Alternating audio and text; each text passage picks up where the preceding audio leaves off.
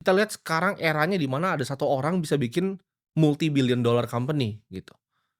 Ada anak umur 23 tahun di Amerika yang bisa bikin perusahaan miliaran dolar gitu.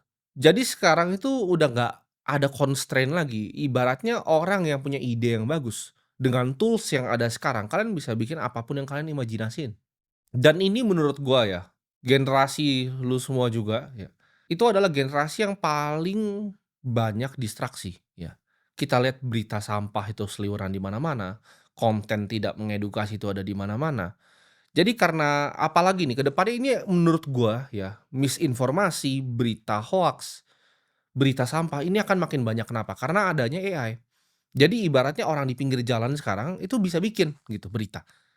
Ketika itu terjadi, apa yang terjadi adalah atensi manusia ini kan limited ya. Kita sebagai manusia cuma punya 24 jam dalam waktu sehari, itu nggak bisa ditambah. Sedangkan ketika kontennya itu makin banyak ya, AI-nya itu makin banyak, konten yang dibikin sama AI itu makin banyak. Akibatnya apa yang terjadi di sini? Kita kan ngelihat terlalu banyak gitu loh, kontennya kontennya infinity jadinya. Dan menurutku Gen Z itu bukan generasi yang bodoh atau bukan generasi yang kurang kreativitas. Gen Z itu orangnya sebenarnya ambisius ya, jadi mimpi mereka banyak. Cuma mereka pemalas ya. Mereka hidup di era yang informasinya paling banyak, mereka yang paling terdistraksi. Kan gue selalu cerita sama lu semua, di saat awal gue mulai ya, ketika gue mulai umur 15 tahun, gue mulai 16 tahun, itu ketika gue mau cari informasi gue harus digest dari buku, ya dan gue harus melatih yang namanya kesabaran dalam membaca buku. Jadi misalnya gue beli buku investasi nih, walaupun mungkin gue udah tahu 80%, tapi gue cuma untuk cari 20-nya aja itu gue mesti baca lagi tuh 400 halaman, ya. Walaupun kadang gue baca kayak gue udah tahu masih ada yang kayak kesel gitu kan, saya udah tahu, itu gue biasa gue catat, gue jadi notes. Jadi gue belajar untuk gue sabar dalam mengolah informasi.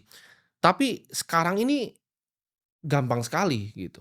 Makanya atensi orang sekarang jadi attention span-nya pendek. Ya untuk kalian konsumsi konten long format seperti ini lebih sulit untuk masuk ke otak kalian dibanding yang short form. Nah short form ini yang banyak sebenarnya menurut gue pribadi itu ngerusak. Jadi banyak ide tapi pemalas generasinya ya dan etos kerjanya menurut gue kurang. Dan generasi yang paling terhipnotis gue sebutnya sama media massa.